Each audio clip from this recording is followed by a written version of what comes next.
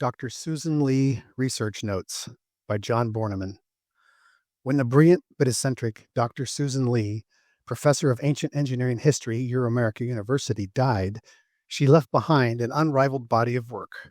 Her paper, Landmark Inventions from 2010 CE to 2300 CE, became a standard in ancient engineering education.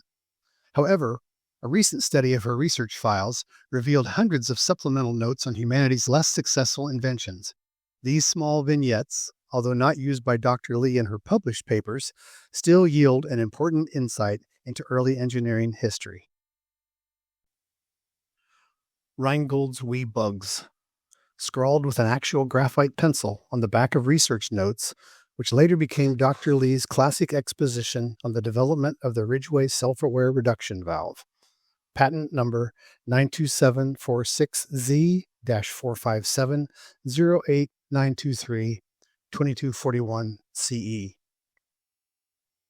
Ancient Germanic tribes in the 9th century claimed that beer contains a spirit or god, since drinking the liquid so possesses the spirit of the drinker. In 2187 CE, a far-removed ancestor of those beer-swilling tribal Germans, Mr. Reingold McPhee of Glasgow, turned that ancient claim into fact when he created the world's most perfect beer. It was during the 2100s that nanobiotechnology made its most significant inroads towards advancing the human condition. By the 2180s, it had almost become a commodity.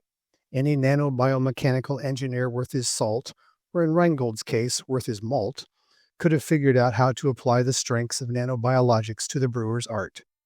But Reingold was the one who did. Records confirm that Reingold blended millions of pre-programmed, self-learning nanobiologics into the brewing process to control the production of the perfect beer.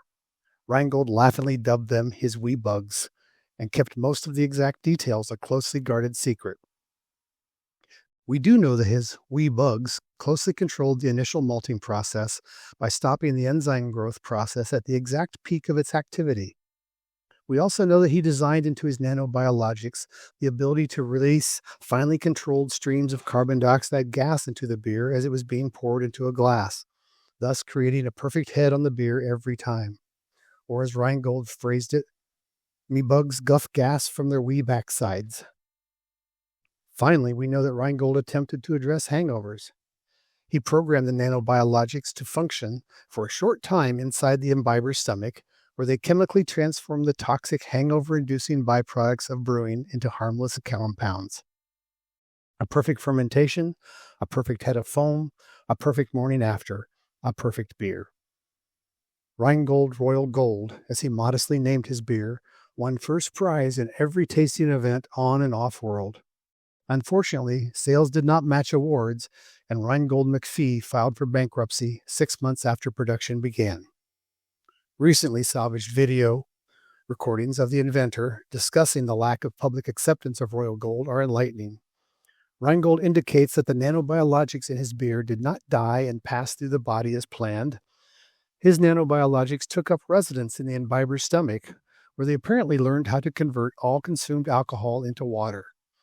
In other words, once someone drank a glass of Royal Gold, they became permanently unable to get drunk. Although many people saw benefits in this serendipitous discovery, Reingold refused to continue his research. His recorded comments on the unexpected side effect of the beer explain his lack of interest in pursuing the research further. "Me wee bugs took all the fun out of drinking. A man can drink until he drowns and still never forget his wife."